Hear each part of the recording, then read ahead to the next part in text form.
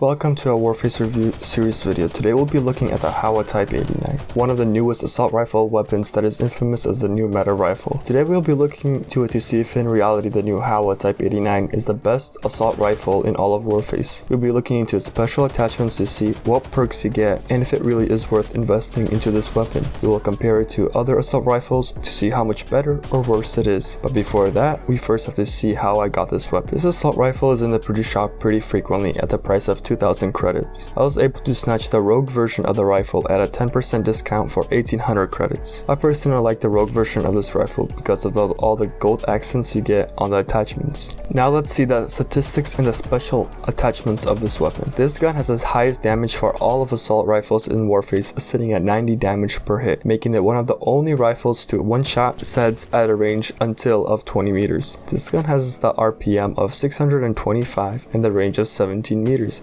which is pretty standard for an assault weapon. The multipliers are also pretty standard at 5 times multiplier for a headshot and 1 times at other body parts. This rifle comes with 3 special attachments that you can use. The special sight is called the Howa Type 89 Reflex Sight. It has a zoom of 1.3 times, the zoom in duration of -10%, and reduces the sway of 80%, which is extremely useful for longer distance engagements. For the underbarrels, it has the Viking Tactics Vertical Grip, which reduces the spread by 15% and reduces the recoil by 15%. Another huge bonus you get is it slows down the recoil by 15% as well. For muzzle attachments, we have the JCOM Gen 2 suppressor, which lowers the damage drop by 15%, increases the penetration and lowers the spread by 79%. As you can see, I pulled up the 2 optimal loadouts and the statistics you see with the 2 different muzzle attachments. As you can see with the charts, the rifle has a pretty average damage drop off at the suppressor, dealing the minimum damage of 58 at 54 meters, which with the silencer, the rifle loses some range and initial damage. Instead of having 90 damage initially, you get 81 damage, with it dropping off to a minimum of 52 at the range of 46 meters. I personally use the silencer loadout in ranked and in close quarter combat, but switch to the special suppressor in quick search public rooms, as it does not make much of a deciding factor, as it chews through people like nothing. Now let's test the recoil of the Howa Type 89. I posted the recoil pattern above so you can see how to control it. This gun out of the box has a pretty high recoil. This gun pulls very hard up and to the right, making it very difficult to master, but extremely satisfying to use when you pull it off. As you can see, the bullet spread is also very minimum to where you are aiming, making it really precise. As the recoil is still somewhat challenging to master, you can use the suppressor to lower the recoil more,